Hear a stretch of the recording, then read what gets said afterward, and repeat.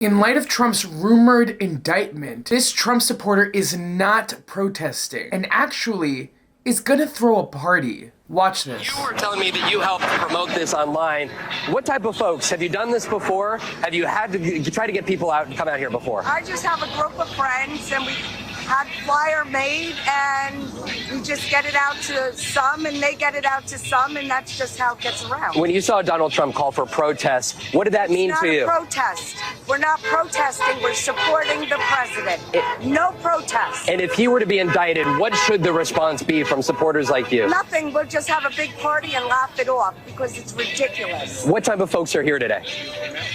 Everyday, normal, everyday, hardworking people. This clip was taken from interviews outside of Trump's infamous Mar-a-Lago residency, where crowds gathered to support the former president in light of a rumored indictment and potential detainment of Donald Trump for his many, many crimes. And although most of us are meeting this news with rapturous applause and celebration, this was not the case for Donald Trump, who took to Truth Social to call on his followers and to undermine the continuing investigations looking into his crimes against America, beckoning his followers to once again mobilize once it hits the fan. And considering the last time that Trump asked his followers to step up on his behalf, let's just say things can get a little out of hand. I mean, you would think that Trump learned from his past mistakes, but if you asked me if I was surprised, I would say no. This actually is perfectly in line with Trump's previous actions, willing to put the American people at risk to another deathly humiliating and disturbing political moment to distract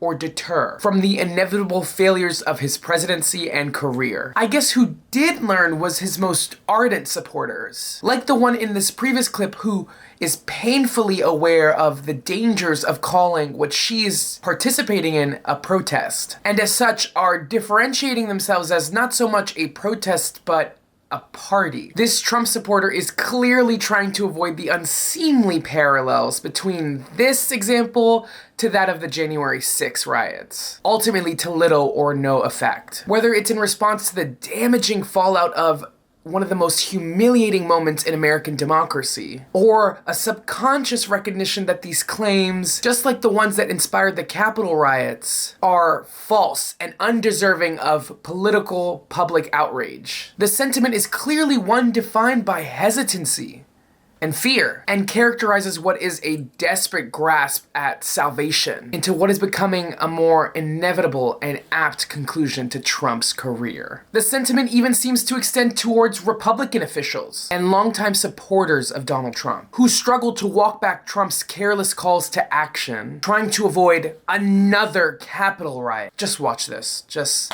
watch it. I don't think people should protest this, no.